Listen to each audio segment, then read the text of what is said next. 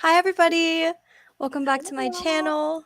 Um, I'm really excited to be talking about the Lair of Dreams book today for Fantaseries Book Club.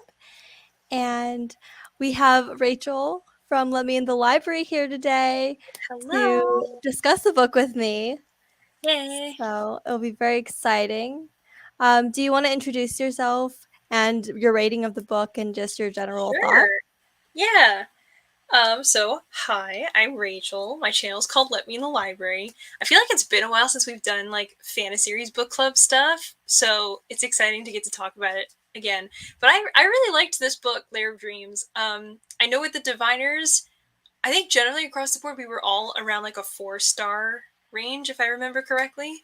And I wasn't sure how I was going to feel about the rest of the series because I think the whole concept of this book club is like finish the whole series, but I'm not great with doing that, and I don't always love it starts on a high note, and I feel like it always kind of goes downhill depending on the series. But I actually really Yeah. like this one. I think I gave this a 4.5 star, so a little bit higher than the last one. I just really enjoyed after having gotten to know a lot of the characters in the first book, a little bit of a bit of introduction to new people and a bit more of delving into some backstories, but getting to see those characters do what they do in this book, to see a lot of that world building, especially kind of like the fantastical elements in the 20s setting come to life, was very, very fun.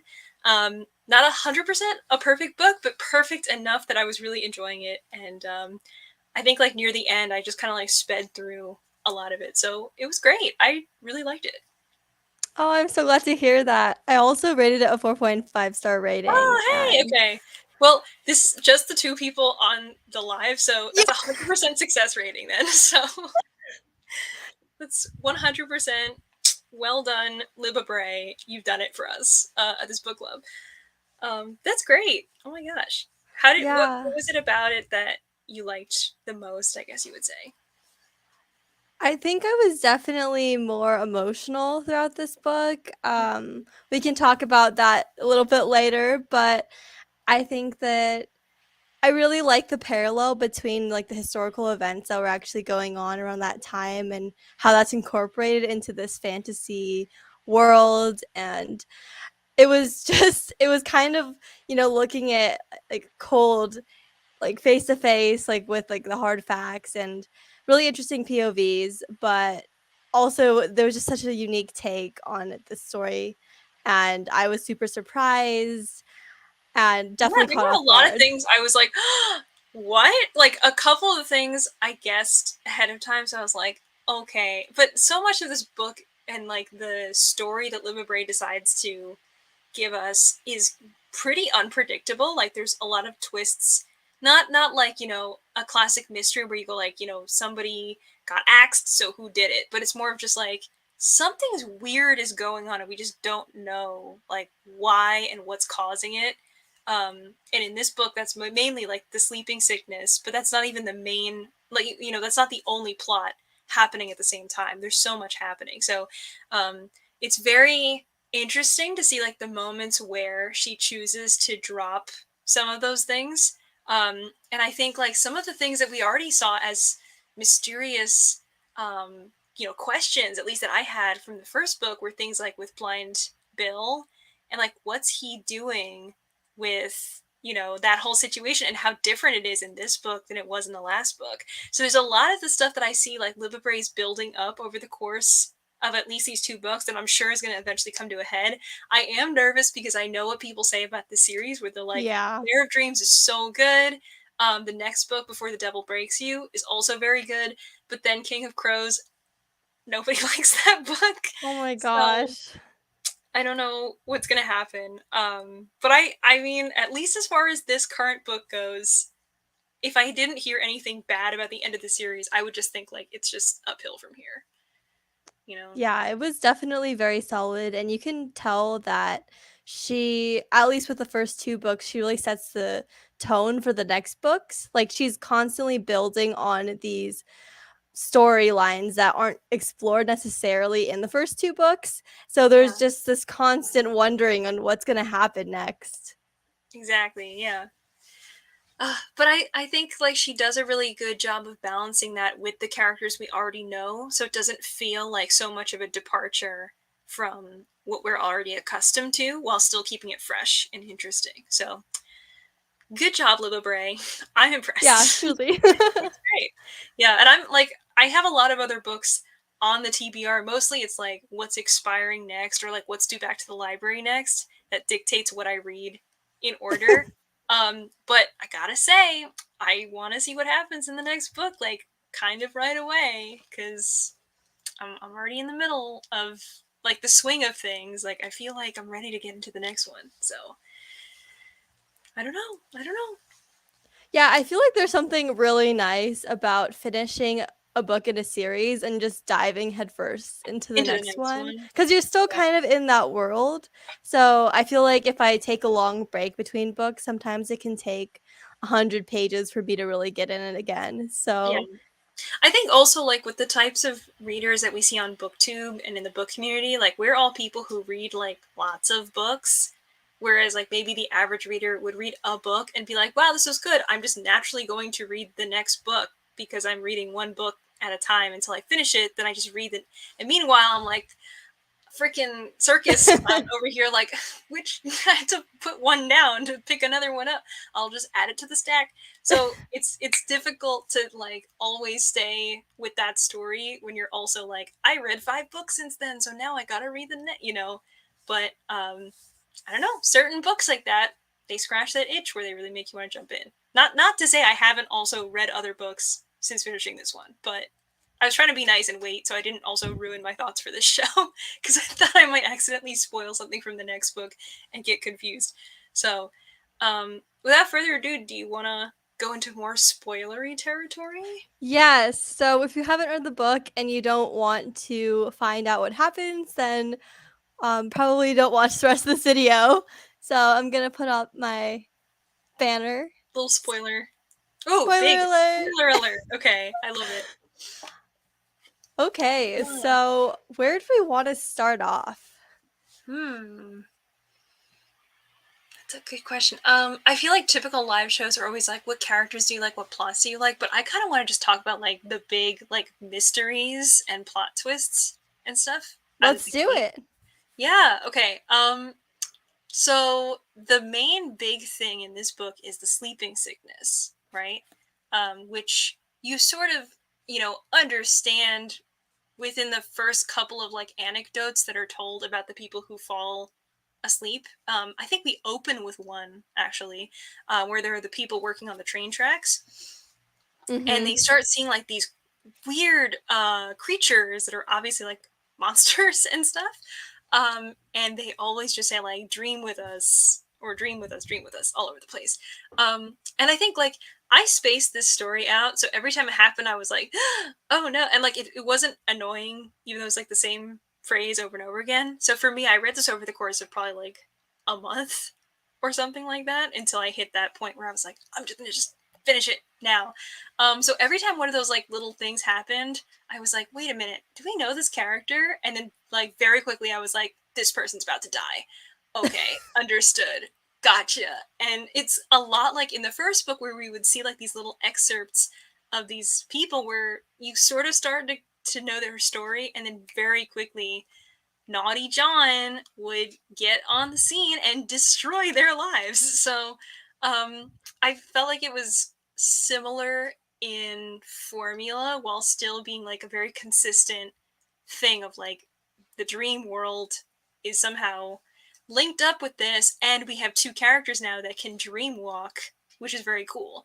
I've always thought like lucid dreaming is just really cool. I can't do it, but if I could, wow, like the power trip to just control your own dreams and whatever, which is like not exactly what they can do in this book, but similar enough to the idea of like certain things that they can't do in real life, like um, the whole like wanting to see Louis is something that they can do in this dream world, but there's also certain things that we learn about that, and why that works the way it does, I think is still a little bit of a mystery, a little bit. Or maybe it's just like left unexplained, but somewhat amorphous in terms of how it all works in that dream world. Yeah, what did you think of that whole setting that we kind of got to experience half the story in this dream world? Well, first of all, I really liked how, it kind of gives little excerpts about all these people who end up falling ill to the sleeping sickness. It kind of reminded me of like Supernatural or Law and Order, where you get like a little clip and then it's like boom, boom, Yep, and bump, then bump, and then they're dead. everyone's trying to figure out what happened. But I really enjoyed it. I think that it was really unique and really unlike anything I've read before. And it was just so eerie the way that it was written. I remember Yeah. I was reading this most of the time at night, and it just reminded me of all these bad nightmares that I've had, where you're running, but you can't run away. And she wrote it so well. Um, I think that to me, the dream world was really interesting in how it incorporated the dead with the dream world. And I am interested how that is connected, because if it's just your consciousness, like when you're sleeping, how does that, bring people in the afterlife? So Yeah. that was really interesting Because with I Ling. remember one of the stories, probably somewhere around like halfway through, was there was a soldier who, there was something where he saw like a bunch of his old um like friends who were also in the war, and they were all just like goofing around and eating around a campfire and like beckoning him over, and they were just the same way that they always had been, where he was like, wow, this is great. And then someone would ask like, oh, if you like this, like, then just if you wanted to continue and for your friends to all be happy and stuff, then dream with us. And he was like, okay. And then they all like kind of turned into these big scary monsters. And like objectively being like, oh, monsters, like, okay, that's one type of fear. That's not really what it is. It's actually like horrifying, the idea of like these people that you miss, that you love so much, that were taken from you far too soon, that you finally get to see again. And it's this obvious illusion of happiness. It's the same thing that Evie sees with her brother. It's the same thing that we see with like multiple different characters that get to see somebody, and of course it's like a happy version of it, but the whole like dream with us thing just turns it into this ugly form of scariness and terror, and then that person is just sort of like dragged away, and it's like, okay, like I don't remember if this was that scene, but didn't they like eat him? Didn't his I'm like pretty sure. soldiers, like, they just came at him and they like Oh, ate yeah. him alive or Yeah. something?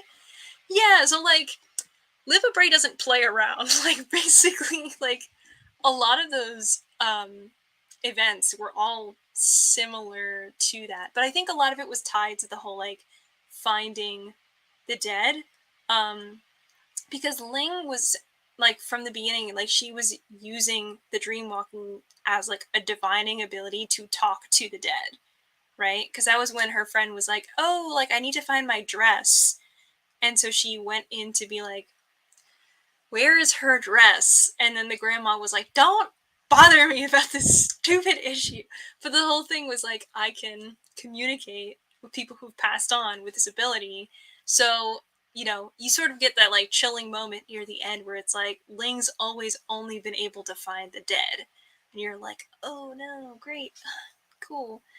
With all the things that we see towards the end with Henry and Louis, which like I saw coming, but I was still sad about it because, like, from the beginning, where they were saying, like, oh, your dad offered me money to stay away from you, I was like, this is not going to end well. Like, for Henry to come from a family that's, like, very well off down south, that's just like, we have all these plans for you in the future, and for him to be like, no, I don't want to do any of those things, I'm going to run away and, like, go to New York and be a singer or, well, be a songwriter, and for that to like ruin their plans, and the way they reacted to that made me think like this is not going to be a happy story in general. Like anything that involves Henry's family is not going to be positive at all.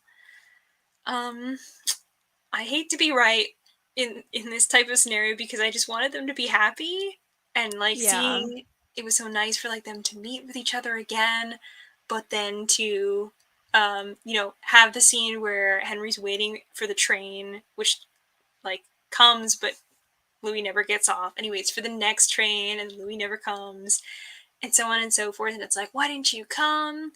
You don't love me anymore, or whatever. But knowing that like this is that sweet dream, and anyone's going to be like, yes, I want to continue this. So it's a very it's a sweet honey trap that's very hard to resist. It's kind of insidious the way that that was all built up. Yeah, I had a lot of hope personally that they would have a beautiful reunion because after the first book, I was definitely doubting that he was doing well because Henry Mm-hmm. hadn't heard back from him at all. But then I guess because I was so wrapped up in the fact that Henry and Ling were able to meet, and I was totally distracted. So I was like, you know what? Hey, maybe Louis like Louis and Henry are gonna have their happy ever after. They're just gonna find each other. It's like pen pals. Yeah, so I was kind of unprepared for that. Oh I should have no. seen the signs. I was so sad. But I did kind of see the main twist coming. There was Mm-hmm. just something off from the beginning Mm, about yeah, May 1, is it? that sounds right. I think that's her name. I don't have her name right in front of me, but I think that might have been right. So what did you think about that situation? Okay, so when she was first introduced, I just remember her like talking constantly, where I was like, okay, she's just gonna be like the chatty side character. So that's fine, no problem. But I feel like Libba Bray like lured me into a false sense of security, where I was like, this character is just background dressing. Like, don't pay too much attention. She's not gonna be like a main pivot in the plot or anything. I was wrong. When that happened at the end, I was like, oh. Because like when they started to figure it out and they were like, oh, she told us like don't go in the cave, and she was the one who was always there when things happened. I was like, I feel like I never noticed that like I didn't pay that close attention to any of that stuff, so it just didn't occur to me that this would be the thing. And they were like, it was her all along, she's been here the whole time, and like she some for some reason is like da da da da. Like the way it started to make sense was just when Ling asked, I think it was her uncle or something, and she was like, tell me about these people because I need to tell her that she's being sent to America, but these people are bad, like they're not sending her here just to be like a wife to a good American, but like they're gonna sell her into basically like servitude and potentially like prostitution as well, and she doesn't know. And when her uncle's like, oh yeah, that was this thing, but then they were brutally murdered by one of the people who came over, and that was like 50 years ago. I was like, wait a minute. Like, or I don't know, I think maybe it was longer than that, like 70 years ago or something. But I was like, oh, okay, okay. As soon as you told me it was a long time ago, I was like, something's wrong, something's happening. Okay. Yeah, there was a line where I was kind of like, okay, this might be a hint, and I think she was saying that she was gonna wear a bonnet or something like that, and Mm-hmm. Evie was like, "Oh, like you don't want to wear that, like you want to wear this," and she goes, "Oh, well, maybe I'm just not, my village is not up with the trends," but I was Uh-huh. like, I feel like that's a pretty big like trend difference, Yeah. so From that beginning, you were like, she's the bad guy. You just knew. I felt like she had a really sad backstory. She did. She did. That's why I didn't suspect her of like anything other than exactly what we learned about her from the beginning. But man, I mean, it was kind of sad because like even at like towards the end, like she didn't really know that she was that thing at the same time. And like I'm still not like 100% clear on how it manifested in such a way to become what it was while she could still exist as like a person who doesn't know about it, but I think it was more of like willing, like willful ignorance almost. Like she didn't want to believe that she had become something like that, so she had compartmentalized like a part of herself that was still innocent. And that was the part that Ling and Henry met and interacted with. But it was sad because like even near the end she's like, no, like, you know, we can all just hang out together like the way it's always been, and like it doesn't have to be this way. And you know, she was still just like a scared girl who was literally like taken to a country that was completely unknown to her, full of people she didn't know, a language she didn't understand, and then just literally being like forced to go and like work for people and being like, I'm gonna kill him. Like Yeah. that's, it's a legend in the making, but at the same time, it's sad for like something that we would normally look back on and be like, wow, like that person was so brave that they like basically like took their life back from somebody who was going to take it away from them, and for then her to actually turn out to be this villain. But then it all kind of made sense with this whole sleeping sickness thing and how to exorcise what was happening. So, yeah, it was a wild ride. Yeah, truly. Very wild ride. Yeah, I liked her character. I thought it was a really interesting, you know, turn of things. And it really made me want to like go back and like see all those little moments when they said like she was the one who told us this and she was the one who was there during that. It's like, I don't remember that, but okay, I believe you. It was wild. Yeah, I really liked how I liked the moments where they were all just exploring in the world and kind of escaping reality Yeah, because there was so much going on, which we should also start talking about, I think. yeah, But that was really nice to kind of see, you know, Ling experimenting, bringing out that very repressed scientist side of her because yeah. she didn't feel like she could really pursue that. Um, Yeah, and I think also there was like some part where they talked about her disability because I don't remember exactly what happened, but I remember she was in like an accident, or no, she had like surgery because of an accident, right? And then there was a problem with her legs, and then everybody else was saying like, "Oh, like you'll be fine, like you'll recover and everything will be great." And I think her uncle was the only one who was like, "No, you're honestly not, but like this is the way life is now." And it sounds like a harsh like deal with it type of thing, but it was really more of a kindness to her because he was the only one who would actually be realistic and like honest with her, whereas everybody else was giving her just like platitudes because it's kind of like, you know, like the mistreatment or like the belittling of anybody who's disabled, especially like in the 1920s. It definitely was not nearly as like open-minded as people are today, but it right. was kind of nice to see that Ling had kind of this whole journey of like she never really felt like this keeps me from being like who I am. Like she just kind of was able to accept that about herself, and being in the dream world was like a place where she could walk around, but she never felt like I need to dream because then I can walk around, whereas in real life I can't. Because I feel like it was more so the way that society didn't look at her the same way with her like scientific dreams and whatnot, and it was less of her being like, I can't do blah blah blah because of this thing. Like I Oh, feel like she had yeah. a lot of that like self um assuredness, and like I really admired like that quality about her because I feel her dynamic with Henry was really great. Like she was just like this very like straightforward type of person that's just like, this is the way it is. Here's what's going on. And Henry would just constantly be like cracking jokes and trying to lighten the mood and be silly. And she was just like, anyway, back to business. Here's what we're doing. But it was great because they obviously had like this nice camaraderie that built over time. And they both were also like very honest with each other in ways that they had never been with anybody else too. About like both of their I guess like backstories and histories and whatnot. And a lot of that was just like something private that they shared with each other. Where in Ling's case, like she felt like she had no friends. And in Henry's case, he basically just had Theta.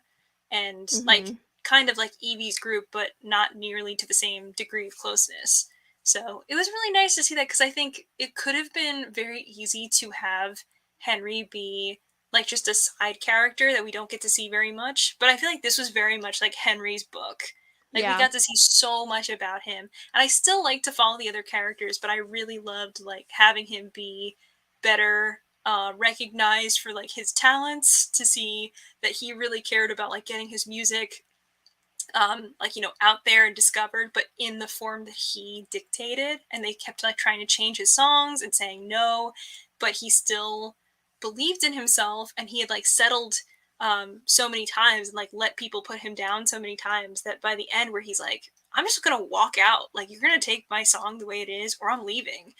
um, and having like the strength to do that in a thriving business that everybody else seems to be succeeding in, where he feels like you guys aren't ready for my music and like no one's accepting this the way it is because it's not like these poppy jingles that you guys want, but there's actual meaning in it. It was a very interesting character, you know, thing for him to go through in his whole book. Yeah, I would definitely agree with that. I think personally for me, Memphis, Henry, and Theta are probably my favorite characters. Mm-hmm. So it was really nice to be able to understand more about him and just kind of like what goes on in his head and what motivates him, which for the book it was to see Louis. Yeah. But yeah, I don't know if he felt the same way, but I was just kind of not vibing with Evie as much this book. I felt like she was really selfish and she wasn't really there for her friends.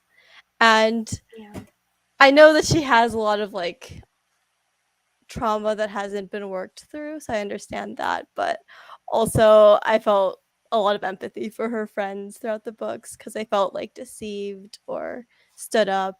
And Yeah, because I think she definitely was letting fame get to her head, where, like, from the beginning, we see her introduced as, like, the sweetheart seer, right? I think that's mhm. what they call her. And then she, like, has her own slot on the radio, which is very different from the end of the first book.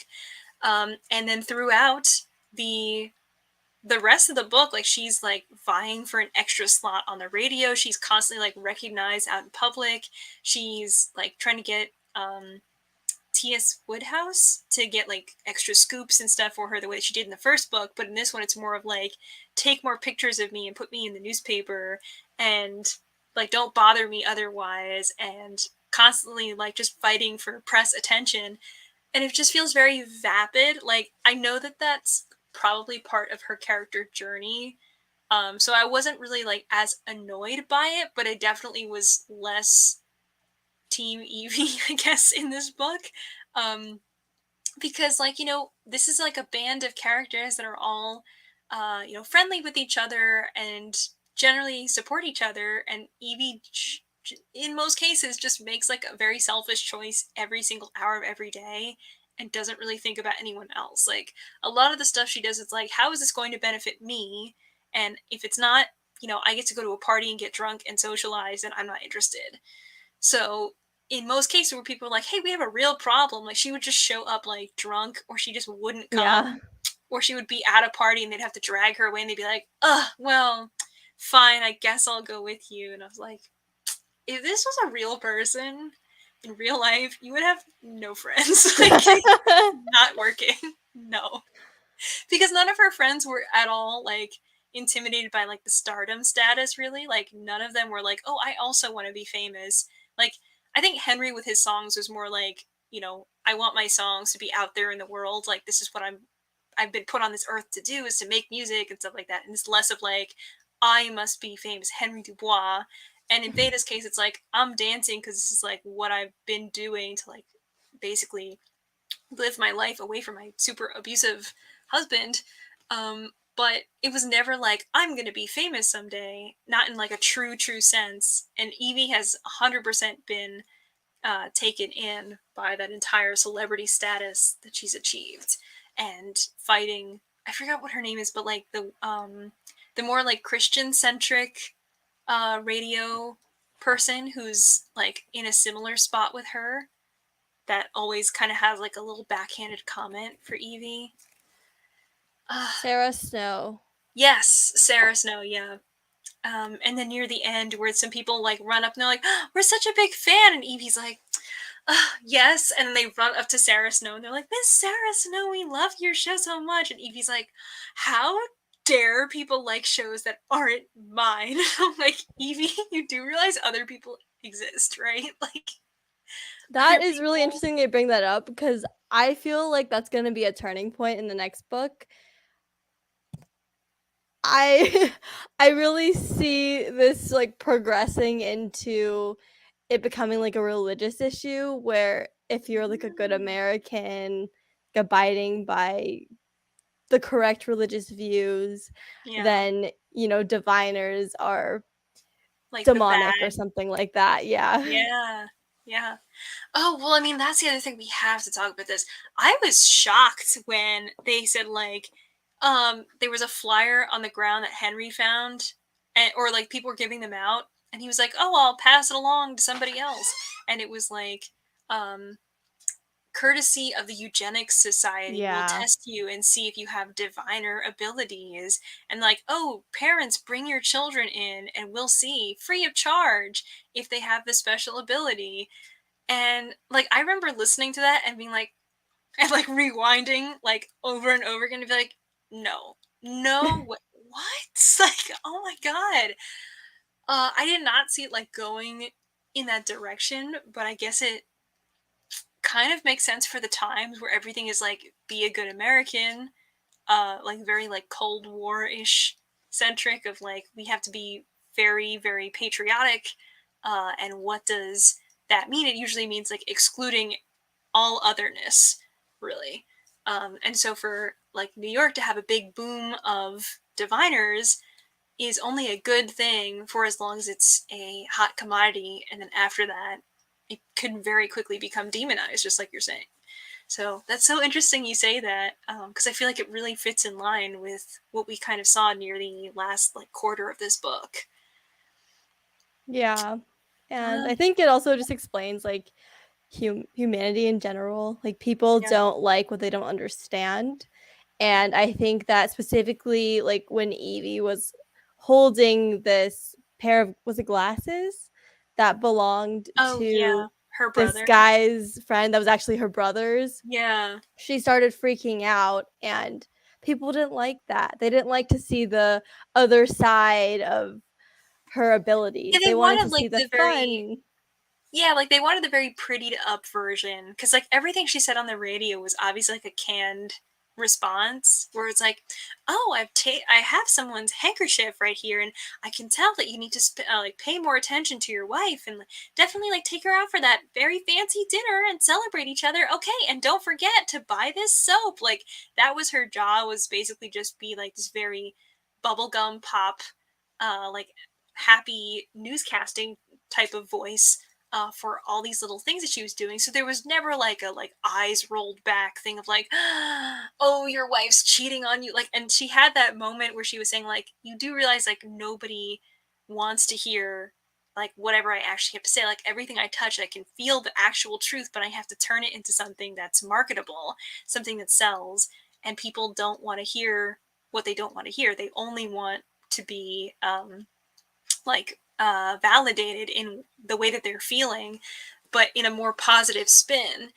So it's interesting that like she's I wouldn't even really say like she's like grappling with it the same way she was in the first book, because in the first book she was still kind of like coming into the ability, being able to use it more widely, but we got to see her like really concentrate more with Sam's stuff to try to see like more about Project Buffalo, and then focus in on that picture, I think it was, of Mhm. like from his mother, and then being able to like actually experience something from back then, which was more similar to what we saw at the very end of book one, but very different from most of like little handkerchiefs, bookmarks and like other tiny little trinkets that she gets for the show. So I like that she can kind of uncover secrets with this ability, but I feel like that's such a great like spy type of uh like feature that she has built into these powers, and for the most part they're just used for like silly little gimmicky things that I like. I think that's probably persisting for a little while, but I want her to move back towards like, let's help out the gang, like let's figure out the big mysteries and focus in on your friends again. Um, but I can see why a lot of people say that they don't like Evie, especially in this book, because of the way that she's been behaving, because it's kind of a natural reaction. If you treat your friends bad, people stop liking you. It's not a very nice thing to do. I think what kind of made me the most annoyed at Evie, because I wouldn't say I dislike her, but I would definitely say I'm a little bit more frustrated towards her actions right now. Yeah. But I would say I was pretty upset when she leaked the Project Buffalo Yes. after Sam told her not to, and after like that's been his whole life mission is to figure out what happened to his mom, which we need to talk about. Yeah. But that's when I was kind of like, okay, Evie, this is like way too far. Yeah. I was very surprised that she did that, but at the same time not. Where I was like, Evie would probably do that. But it's like, am I mad or am I just disappointed? Like I don't Yeah. know. This is so, how could you do this to Sam? And like it's sad after seeing that like they have this, obviously like the big thing is like their fake engagement to each other.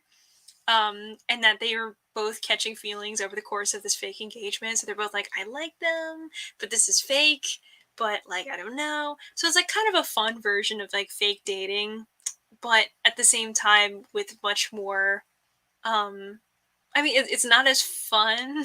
It's more like we're in the public eye and we have a like rivalry with each other still, but then something like this happens where it's like this is an enormous betrayal of trust. Like I don't know how I'm supposed to keep pretending to be like your doting fiance when you just leaked this thing that means so much to me that you swore you would never do. How am I ever going to trust you again? It's like, oh, sorry, I just thought he'd be able to help, and like no remorse at all, really. So it's like, okay, great. So should I just tell everyone that this is fake? And it's like, oh, no, you can't do that to me because if I do it to you, it's fine, but if you do it to me, it would ruin my life. It's like, Yeah. hello, like the things the things that she does, they're very frustrating. I We're totally hoping for agree. some self-growth in the next book, that's for sure. Therapy girl, please, please. I'm begging. Which brings me to the question, do we think there's any relevance with her brother still? Because he continues to pop up even though she, isn't dreaming about him every day. Yeah. There's definitely some information that we haven't uncovered about that whole situation. I don't think he just died in a fight. I think that something happened. No. I feel like that was a cover up for sure. And I also feel like he has a divining ability too. I don't know if it'll be something where like he's a ghost and we can still interact with him somehow throughout the rest of the storyline, or if it'll just be something we uncover in the past, kind of the way we did with like Sam's mom. So I don't know, like what what do we know about Jeremy? He had glasses. He supposedly died in a fight. Uh, Evie dreams about him most nights and was very close with him. And when he was alive, their family was great together from what we can see in the dream, right? Because everybody's happy. She adores him. Their whole family does. And he's like very helpful. He like goes out and does a lot of like the heavy lifting and a lot of the heavy work and stuff with people. But I don't know. I feel like there's definitely a bigger mystery here. Maybe that's part of like either book 3 or book 4. But I definitely think you're right. There's no way it's just like a, you know, little tiny thing in the background. I feel like Libba Bray does a good job of planting stuff and then coming back to it later thus far, that I would believe there's a lot more going on with that.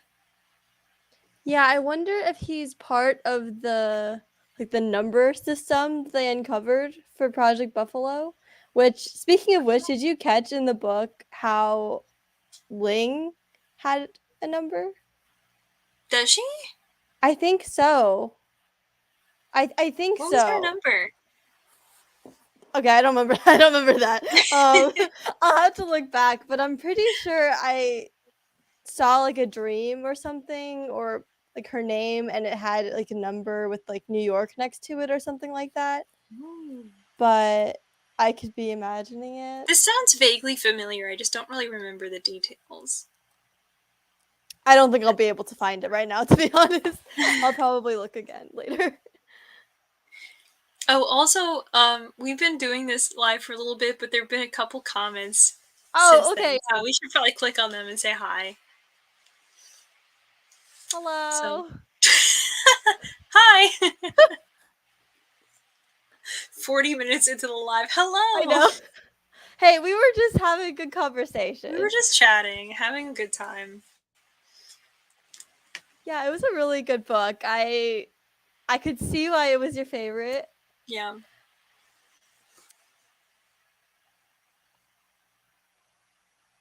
Ooh.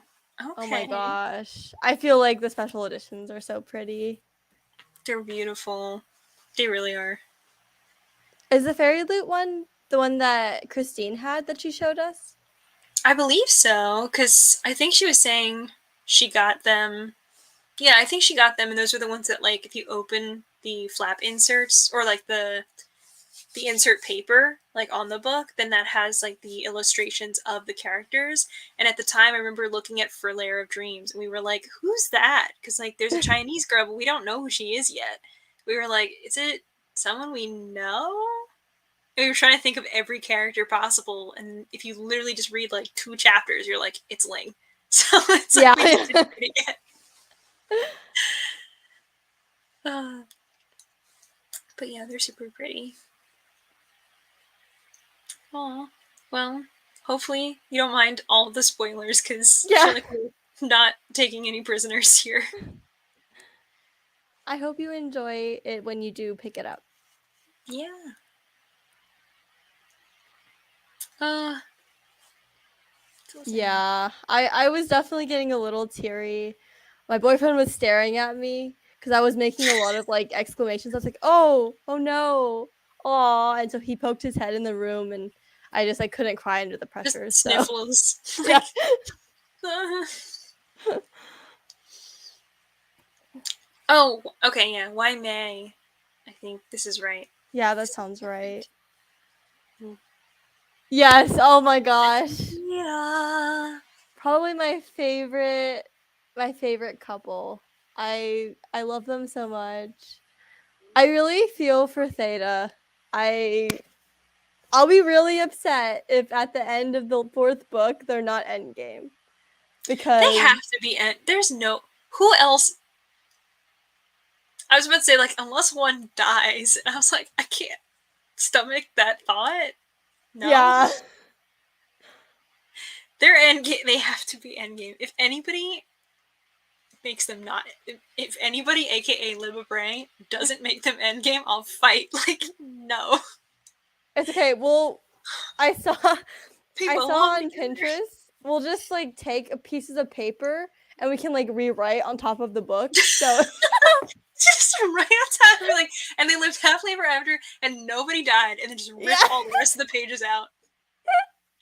That's it. Ah. Oh my god. Hello. Hi, May. Oh my god.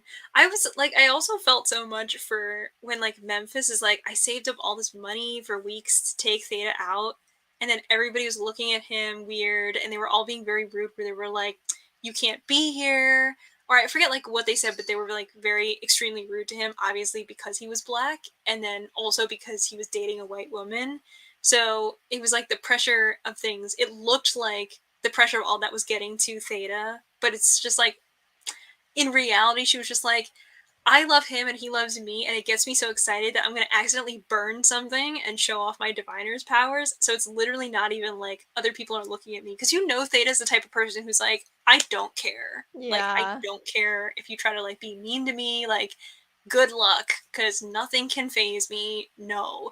But it's literally just vulnerability that makes her feel more of like, oh no, now I might feel things, and then I don't know what's gonna happen. And I thought it was very interesting when they had the conversation too. Was it with Carl Jung?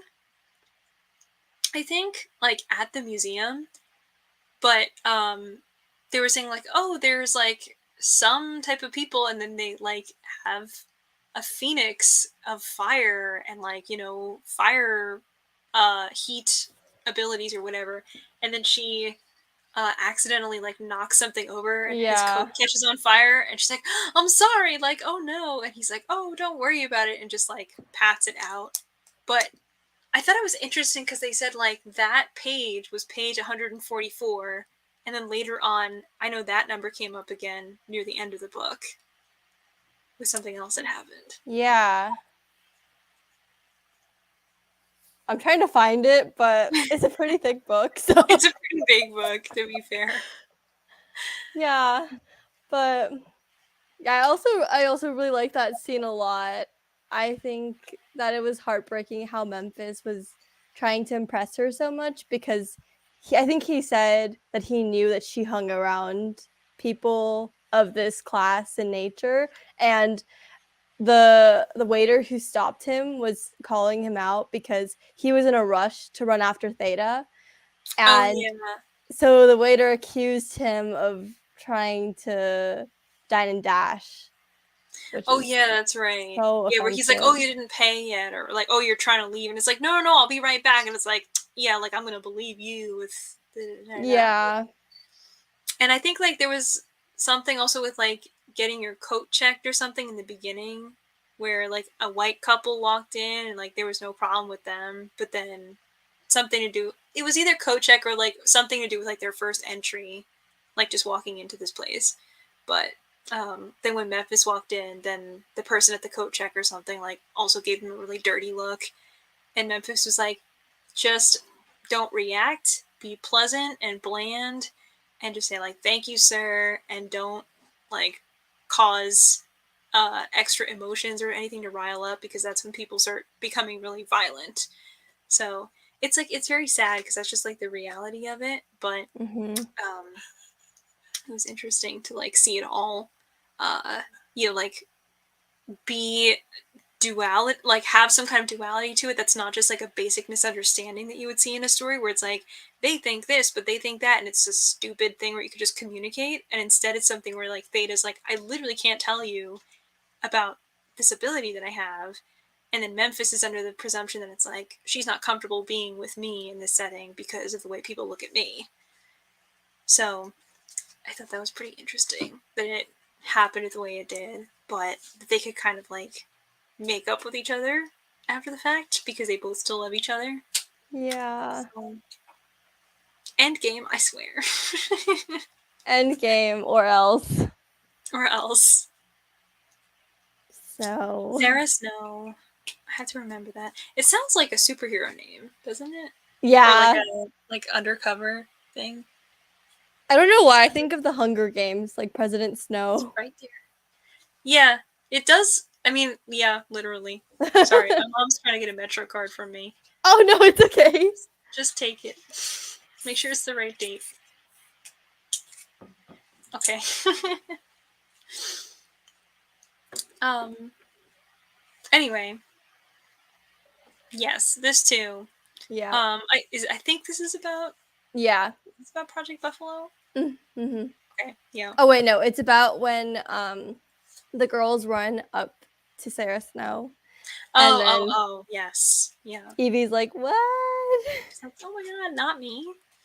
Yeah, and I think also that's like kind of after, I think like not exactly like the fall of her character, but I just think like as an audience, like we can only put up with so much of that kind of characterization until eventually you're just like, I'm tired of you. You know what I mean? Like you're frustrated with her.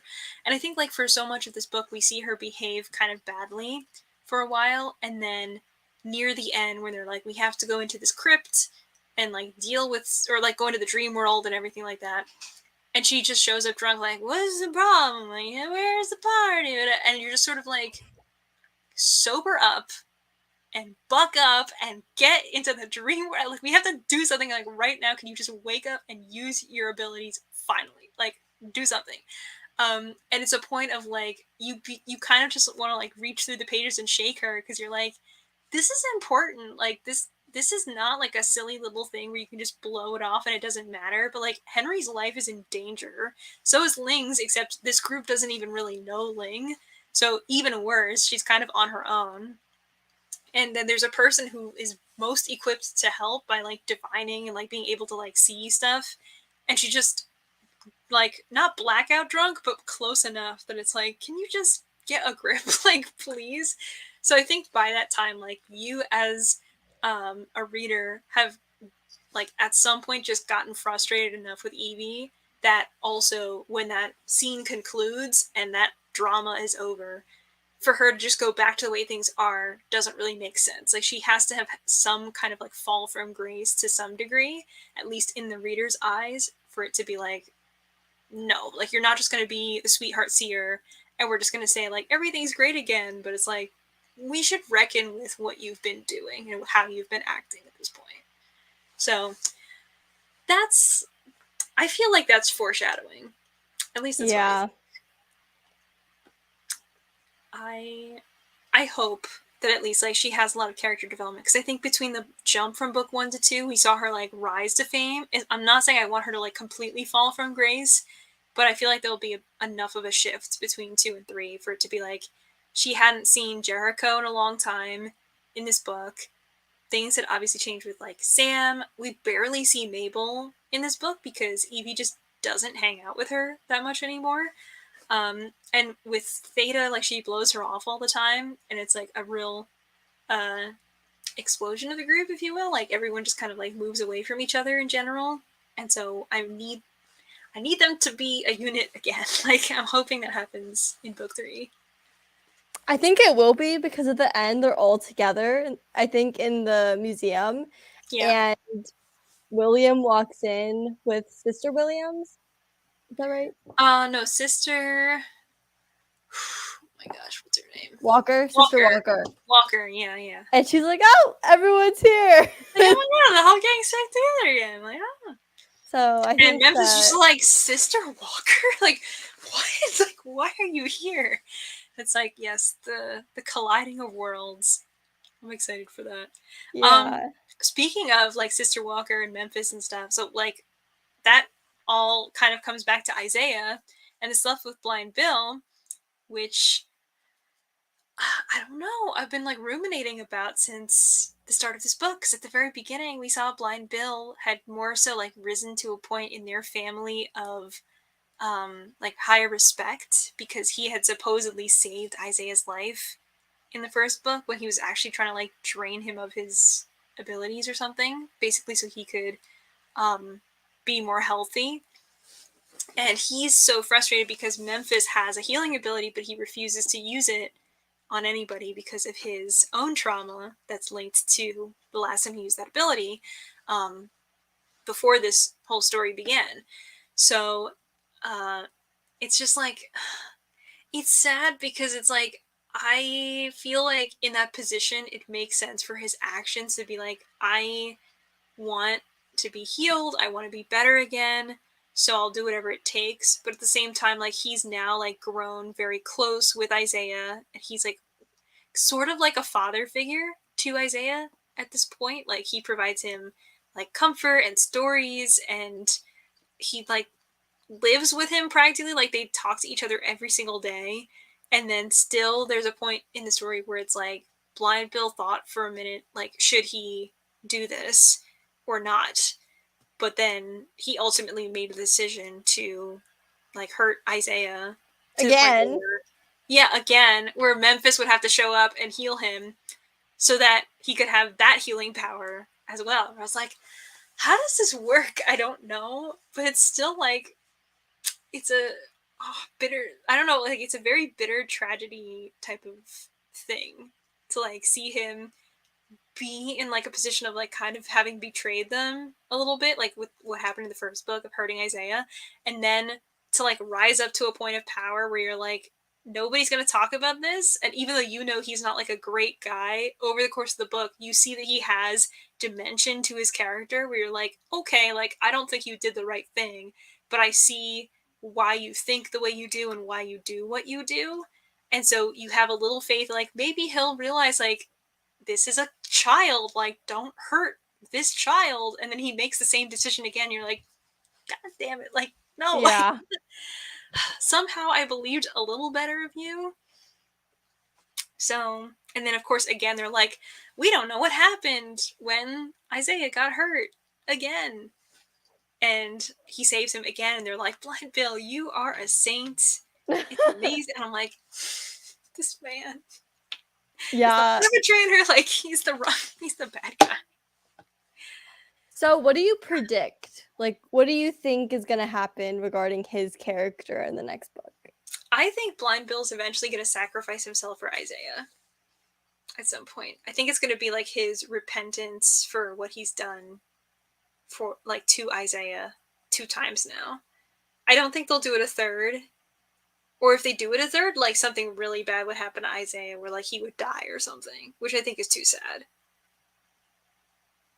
Yeah, see, I think that Blind Bill is more blinded by his greed than his empathy. I don't know if there's redeeming his character. But I mean, I think that's the whole point of how she set up the character. You're really not sure what to think about him. So, I like the way you said that. That's interesting. He's blinded by his greed. Because he really is. And I remember there's a few scenes where we kind of get to see like his thoughts and like how he just wants more. And there was like the story he was telling Isaiah of I don't remember the whole exact story, but there was a thing of like there was a man and he had all of this power and then he was tricked and it was taken away from him, and then as punishment he was also like blinded and sent like far away from where he lived. And it gave this like very fairy tale like backstory that obviously was supposed to be Blind Bill's story yeah. to the readers, where you're like, okay, like how does this translate to the 1920s New York? Like where does this come from? So that was very interesting. Yeah. I'm scared to look it up on Google because I feel like they'll be like, oh, Blind Bill's status, like, like he died in book 3, and I'll be like, no, I don't want to see that. So It's really hard not to find spoilers nowadays. yeah, I'm very afraid. I used to look them up all the time with no fear, and then I would always get spoiled, and now I just refuse to look anything up ever. I'm like, no. Until I finished a series, no spoilers. True. Also, no fan art, because if you look up fan art, you'll get spoilers also. Oh that happened with the Poppy War, where people were like, they would show you the picture and they'd be like, oh, by the way, spoilers for book 3 of the Poppy War. And I was like, hello? Like, I feel like if they didn't write that, I wouldn't know who this was, so it wouldn't occur to me. But now I know. Great. So, yeah. But very interesting stuff. Very interesting stuff. Yeah. And to this comment, I agree. I feel like James does have a more important role in the series. It was I don't know what it is. Yeah. So. Yeah, I mean, it's very weird that that guy was like, oh, I have this comb and it's my friend. And then when he was confronted, he was like, oh, I don't know, like some guy just told me to say that. And I think it's implied that that's one of those people who are like named after the presidents, where they're like, oh, Mr. Adams, oh, Mr. Hamilton. Well, Hamilton wasn't a president, but like Mr. Hamilton, Mr. Jefferson, Mr. Adams, like all those people who are like the old 1776-ish era cast and crew. Where I'm like, why are these people called what they're called? Because when they first showed up and it was like Mr. Adams and Mr. Jefferson, I was like, this, like, like Thomas Jefferson? Like, why? This could be a coincidence. And then, like, the next time they appeared, I was like, no, this is very purposeful. So why are they called what they're called, and who are these people? Because they're very obviously like against at least our little group of diviners. So I don't know what their whole end goals might be. Okay, let's dive into this a little bit because I was I was getting a little overwhelmed with the names because I read half of the book early in the month, like early Mm-hmm. last month, and then I read the other half very recently. Yeah. So at some points during the book, I was feeling a little bit confused with all the different characters. But if I remember correctly, I think that it might be like a possibility that the two men that are following around our favorite group of diviners are also kidnapping diviners or possible diviners and murdering them. So I think they're probably linked to the Eugenics Society because there was a scene where they captured a girl and like they I think like they had like some scene where they were just like la la la la like they were just talking, and then they like drove out somewhere, and then they opened the trunk, and then the Mm-hmm. girl was in there, and they pulled her out and took her like um like whatever was covering her mouth off. And she was like, please, I'm sorry, like I don't even know, like I was just playing around, like I don't even know how to guess people's cards and stuff, like it was literally like it was just a trick, like it's a magic trick, I don't actually know have any magic or anything like that. um and then they just killed her. And like very shortly after, like the scene like right after that, I think, was when there was someone who was like talking with their child, with like the whole like eugenics nurse or whatever, who's like, oh, like do you have this ability, and like have you been able to do, how long have you been able to do something like that, like that's okay, don't be nervous, just tell us what you think of whatever. And I was like, this is very eerie and sinister and very very bad. So I wonder if it's the kind of thing where like the nurses like put your name on a list, and then these guys just come and find you and pull you away. But I'm sure that that's got to be foreshadowing for the next book, where like those are going to be the main antagonists, I would guess. But I wonder like what's their deal. Like Naughty John was like a Ouija board ghost guy, serial killer. And this one was like a sleeping sickness thing. And the next one's just like the founding fathers. Like why? I don't know. You're gonna get Yeah. found by the founding fathers, but also like what is their deal? I don't know. Yeah, that'll be really interesting. I also feel like the KKK is going to be incorporated in the next book, Yeah, that too. which, speaking of which, I want to kind of share my thoughts on a certain aspect of this book. Mm-hmm. I felt like for me, it was kind of hard to read about some of the issues. Okay, all of the issues because there were a lot of injustices during that time. Yeah. But I don't know if you can relate to this, but specifically with the um like how they were getting like quarantined, like the Chinese people that were living in New York City were getting quarantined, and Yeah. they were facing like a lot of like physical aggression and like acts of racism and being blamed for the sickness. It kind of reminded me of COVID COVID. Yeah, and it was how a lot. violent attacks increased Yeah, against everyone in the Asian community, and that especially was around kind of like, hard to read. especially like also in New York, like it was only 2 years ago or something when that happened, because that was like the height of COVID before anyone had vaccines or anything. And there was like a lot of people in the Chinese community in New York specifically, um, were being targeted, and because they were like very small congested areas with so many people living there, it was very easy for that to also become a target, like that whole, like a stretch of a street or like Chinatown and whatnot, for all of that to just be uh, more of a target for like anti-Asian hate. So it was very strange to read about in a fictional book where I was like, this is what happened 2 years ago, and I don't think that's when this book was written. Like, I'm pretty sure Lair of Mm-mm. Dreams was from like 8 years ago or so, like a while ago. 2017. Oh, okay. So something like that. 5 or so years ago. But or like probably written like at least 6 years ago because you gotta write it, publish it, all that good stuff. So like it's kind of like watching The Simpsons, but in a terrible way. Like, sometimes The Simpsons is like, here's this strange brick device, and I'll watch it for many hours a day, and then like 10 years later they'll invent an iPhone, and you're like, how did they do that? I'm like, okay.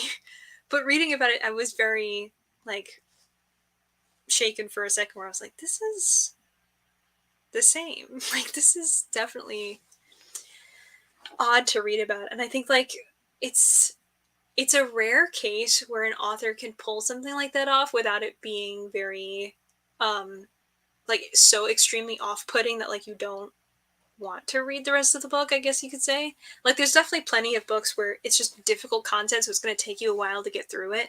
But I think stuff like that just hits home, and a lot of the other stuff that happens, I think, like halfway through the book and onward, where we see things like with the KKK, with like blatant racism, blatant homophobia, so much like otheringness, especially as like the sleeping sickness ramps up more, and then the government is getting involved, and they're like, if you see anybody, like, stay inside and don't do whatever it is. And I'm like, this is, like, deep stuff. Like, it's not like cute little happy fantasy romance type of things of like, there's a war in the other kingdom or something, where I'm like, no, this is like a real serious issue. Like, even if this takes place in a historical fiction version of about 100 years ago, it still has so many notes of real life mixed in Yeah. with it. So, I mean, I feel like it is good that Libba Bray included that stuff, and that she was able to, write about it pretty faithfully to what was really going on without like diminishing those real life events with what she wanted to do with the fantasy elements as well. So I kind of appreciate that stuff was there, but there were definitely like a lot of moments when I was listening to the audiobook where I was just like either chilled or just kind of felt like, is this really in the book? And like, I'm like, I don't know how I feel about this being talked about in respect to like the other things happening on it, going on in this book. But I guess like a lot of it feels a bit like an unfinished story to say, like, is this just something included because this is what happened in the 1920s, or is this also going to be incorporated in the next book for other things as well? Like we were saying, like the Eugenics Society has like a link to the diviners. The stuff with like the KKK will probably be also included with the next book because of like diviner shenanigans, but also a lot of this stuff having relevancy is not necessarily the reason it has to be included in this book, because I think it's also something that would impact the characters regardless. Yeah. It'll be interesting to see what historically is touched upon and what is built with from that was talked about in this book. Yeah. What is still relevant in the next couple of books. So I guess we'll see. We will see. Yeah. Yeah. Also, this is very interesting. Yeah. Because Marcella was also a very fiery, burn it all down type of person, but I feel like Theta is more resistant to those powers, where Marcella very much embraced them and like used them to try to like burn the whole world down, whereas Theta is more like, I don't even want to have this. Like, I reject this power completely. Yeah. Oh, but you just said that Theta's ability. So, yes. Okay. Yeah, totally true. The founding fathers, that's who they are. Okay, let's see. Okay, yes.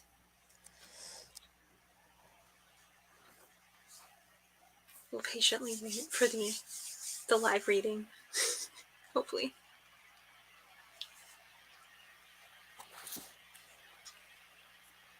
I don't think that it's. Oh, maybe it's a different edition, so it's Yeah. a different page number. Yeah, I don't think it's correct for my page number. Oh, okay. Let's see.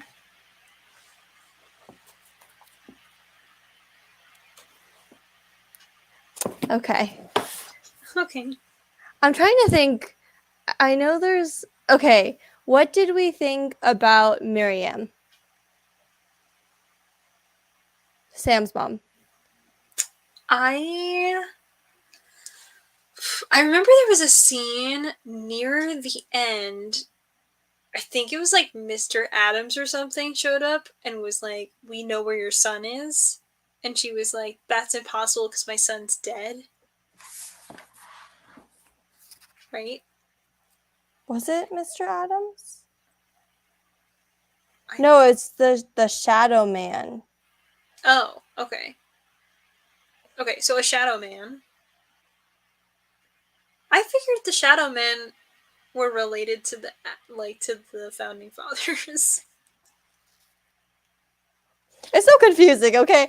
Okay, the Shadow Man is different from the man with the hat. Okay. The King of Crows. Oh, okay. Yes, yes. Oh yeah, because they kept saying like the people asking the questions were always like, "Have you seen?" I forget what they described, but they were like a man with a special hat and like I don't know, like a suitcase or something like that. See, the other thing is like this is very not to be totally on topic, but this is very similar to like Welcome to Night Vale. Because do you know what Welcome to Night Vale is? No. Oh, okay. It's like a podcast about a fake desert community out in the middle of nowhere, but it has all these weird um, like creatures and things that happen. So there's like one of those weird phenomena is like there's a man that nobody's able to recognize, like kind of like Addie LaRue. Like you look at him and like you kind of realize that he's there, but like if you looked away, you'd be like, I didn't see anything. And he's always described as like a man with a tan jacket and a deerskin suitcase. So they don't know what his name is. They just always describe him that way. So every time in this book, they were like, "Have you seen a man with a silver uh, tin foiled hat and something else?" I was like, "The man in the tan jacket with the deerskin suitcase." Wait, no, it's definitely not the same thing. But it's similar enough that I don't remember. But he like that person they were describing. I assume had to be the King of Crows, whoever that may be that they were always describing in this book. Um, Yeah, that was really interesting because at the end of the first book, I'm pretty sure we got a glimpse into the King of Crows.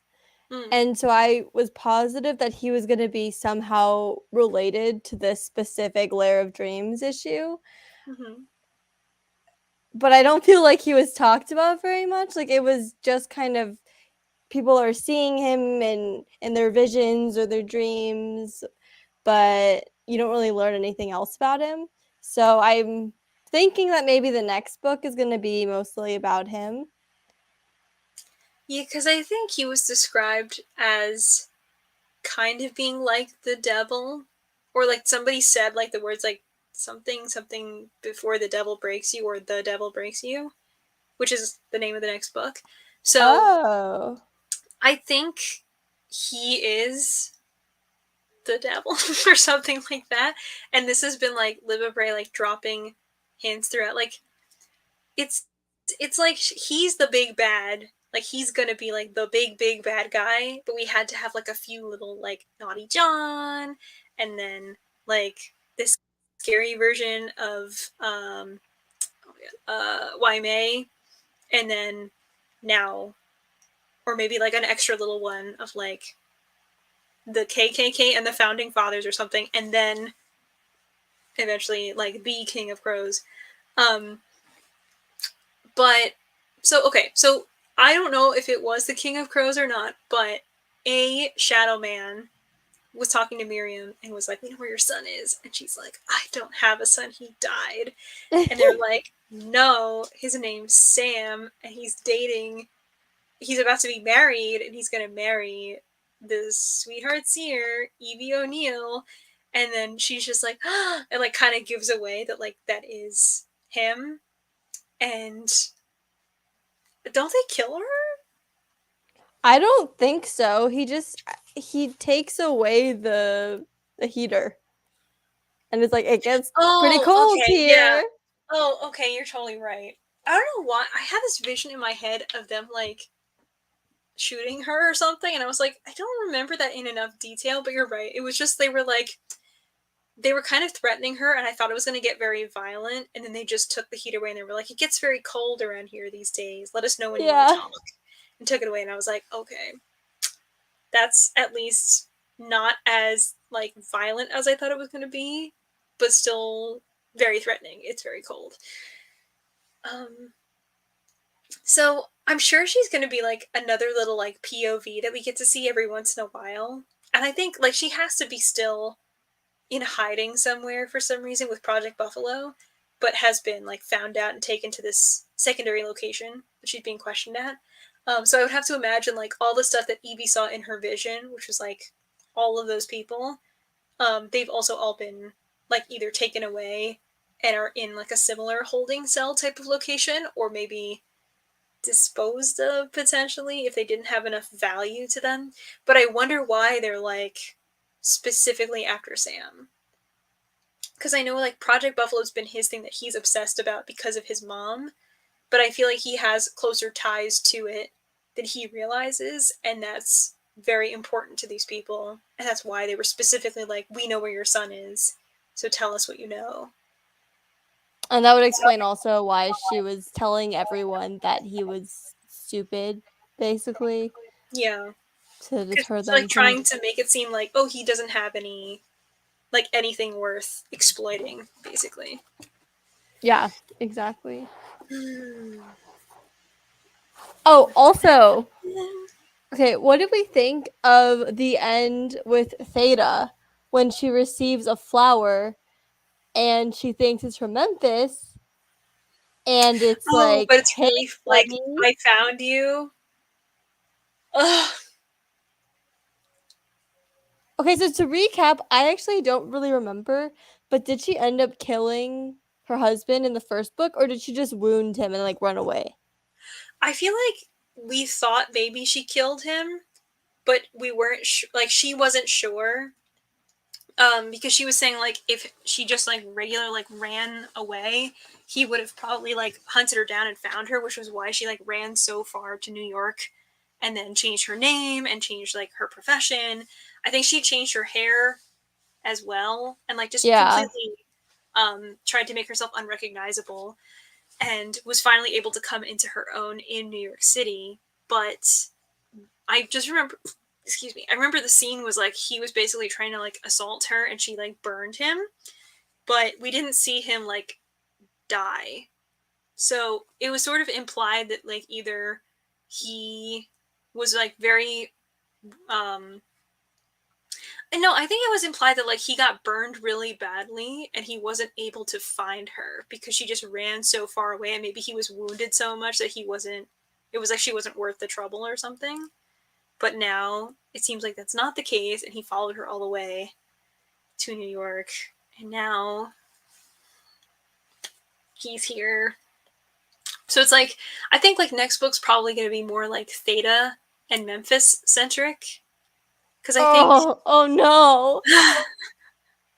because I think, like, with him coming back, there's no way that that's not going to be a major thing for both Theta and Memphis. You know, like, they're both going to, like, is Memphis gonna fight him?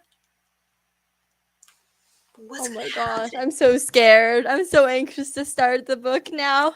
Because he would show up, and, like, the fact that he didn't just, like, approach her, but he sent flowers means that, like, he's doing it in a very meticulous, threatening type of way.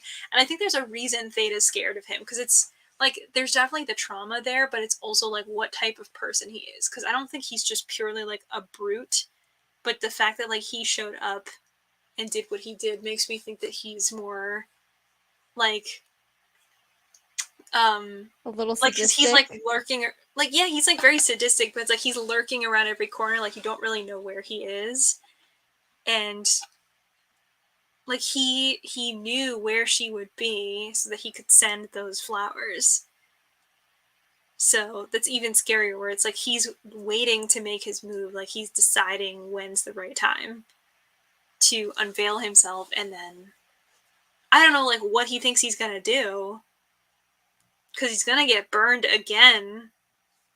Like, is he gonna try to unveil that like Theta has diviner powers as well, or is he just gonna be like, "Oh, come back to our little farmhouse"? Like, I have no idea. Yeah, that'll be really interesting to see. I'm I'm scared that I'm afraid. oh, because I could see him getting Memphis and Theta in trouble too, Yeah. just to be salty, or harming Memphis to hurt Theta because he has this sense of ownership over her. Yeah. And also, But I like, Memphis hope does not. not know that Theta used to be married, or, like, technically is still married. Yeah. So, even in terms of, like, a typical romance of, like, misunderstandings, like, no, it's not like that. It's like, it was a long time ago, or whatever. Like, that's still going to hurt Memphis that he didn't know all this stuff about her. Yeah, I wonder because I know it's because of her trauma. She's scared that Memphis isn't going to accept the quote darker side of her, Yeah.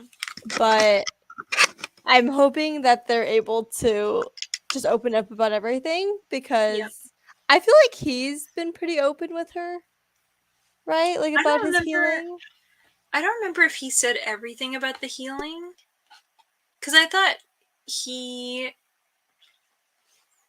he tried to heal Isaiah, and I think he was successful, but just didn't tell anybody after that. So at least like the most recent healing thing, like I don't think he told Theta about At the that. end of the book, when they're talking about healing Henry, he offers to do it because he said that he did help someone with the Oh sleeping yeah. sickness. So I assume that she kind of already knew at that point, but Oh okay. I could be wrong. I just remember being like surprising to everybody, where they were like, "What do you mean you can heal Henry? Because like why would you be able to do that?" And then he sort of reveals that to other people. So I guess that makes sense. Oh my gosh, this comment. Honestly, same. I'm so scared. I'm afraid. This is Cuz this is what it's for, though. This is what the book club is for. This is what the buddy reads are for. It's a we get through this scary journey together, and we can vent about it and be happy about it and be not happy about it. Have a support system in place. I convinced my boss to read the Sleeping Giants books. So now he'll call me while we're at work to discuss the books.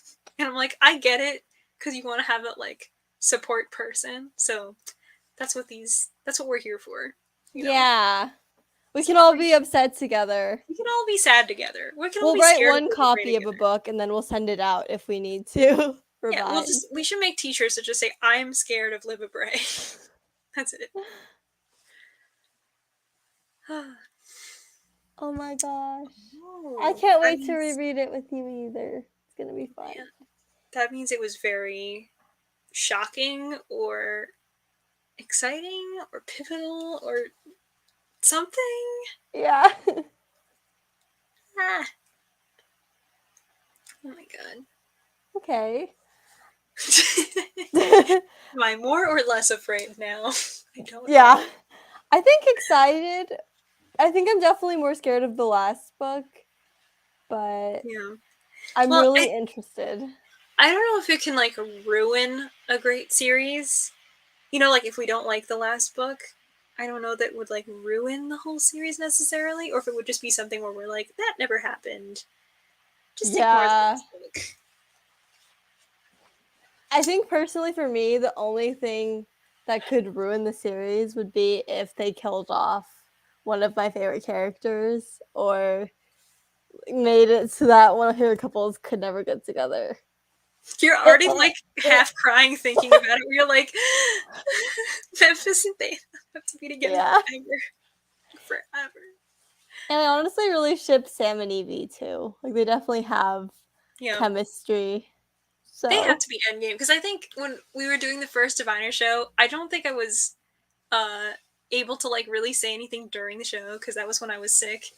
But mm. everybody was chatting about stuff, and I was like, I agree. Like, you idiots. But everybody was saying, like, oh, do we think that Evie's gonna end up with Jericho or with Sam? And I feel like they did that like very tiny love triangle in the first book, and then very quickly like threw that out the window because you kind of already knew like Sam and Evie have more of a thing going on, like more chemistry, whereas Jericho is just like, oh, he's dark and mysterious, and like I can't have him. So Evie is attracted to him, but by the time that like they kiss and everything, she's like, I don't know if I really want this, or it's just like I got what I wanted, and now it's like not exciting anymore.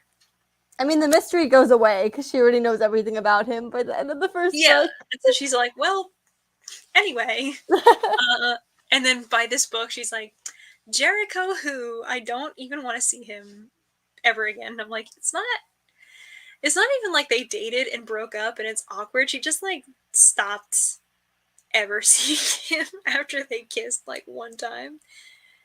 Um, but it's definitely, you know, much more endgame situation between Sam and Evie, for sure.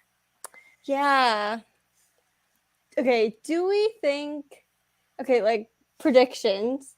Mm-hmm. Where do we think Mabel, like what is her role for the next book? Cuz she wasn't mentioned a ton, but she Ooh. totally found out that there was something between Jericho and Evie because Yeah. she was even inquiring when did it happen.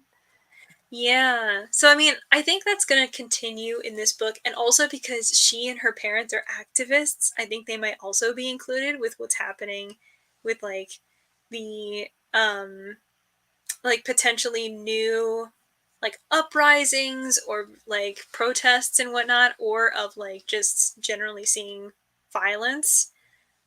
So they might be involved. I don't know what's going to happen to her parents or to Mabel for a fact of like how involved they would be, because it seems like her parents are much more um at the front of the cause, whereas Mabel has gotten more into it, or like she was more into it I think in the first book actually, and then kind of started hanging Yeah. out with everybody again, and then she was like, oh, I'm gonna skip going to that stuff and then just hang out with people. But then she like in this book, spending less time with Evie, she was less forced to like do stuff she didn't really want to do, and able to more so come into her own. So, I mean, I'm hoping we get to see her like progress more to become more confident and like really take life by the horns, so to speak. Because I Yeah. like her. Like, I think she's sweet. She's very um, nice, but like also a little bit stubborn in her own way. And she's not like half a bad person the way Evie is, but I feel like she just doesn't have as much going on, so that people don't remember her. Yeah. Um, and like she has like the love story type of thing going on with Jericho, but I also want more for her than just to be a heroine in a love story. Yeah, I hope that she has some involvement with the kind of defeating the big boss Yeah, because it would be kind of disappointing if she wasn't really mentioned a whole lot besides supplying the watercress sandwiches. Um, yeah, literally. And also, like, I don't even know if I like her with Jericho anymore, because after her realizing, like, oh, Jericho liked me, but he's in love with Evie, that if, like, tomorrow she just said, like, okay, Jericho, like, I'll be with you, he would just take her back in, like, drop of a hat. And like having to be somebody's second best at any point in a no, relationship, and then to be like, oh, I've changed my mind, now you're my number one, is like, so how would that shake out in a positive light for Mabel? Because like her realizing like I am worthy of love, and I am um like just as good of a person as the next one, that like I don't have to play second best for anybody, is vital to her development. And then for her to be somebody's second best, means that she has to then like basically drop them and be like, okay, I'm looking for anybody else at this point because that's not acceptable. Yeah. I need that for her. Like I don't know what would happen to Jericho, but it's like maybe you can marry the museum because you love it so much. Like, Yeah, which speaking of which, do you think that Jericho is going to accept the offer from Jake Marlowe? remind me what this offer is. Okay. So I didn't realize it at the time because I just didn't remember his name, to be honest. But, you know, like Ling, throughout the whole second book, she's like idealizing this renowned scientist, Jake Marlowe, who's opening this huge world Oh fair. yeah, And so it's like this big deal. Henry's like, oh, she's a scientist. She's your biggest fan. And Ling is just absolutely starstruck. But then it's revealed that actually he's the one who's been manipulating Jericho and supplying him the with like drugs and stuff. injections. Yeah. Yeah, And he basically gives Jericho an offer like, basically, either you don't have your serums to inject and good luck to you, or you can be my object basically, and I can do whatever I want with you and experiment and display you to the world as my object. nice. Yeah, because I mean, Jericho was kind of like, well, I'm gonna just do my thing like on my own then, and it seemed like he was like training up the ability to not have to take those injections as often. But like willpower can only get you so far when you have like a need for chemical help.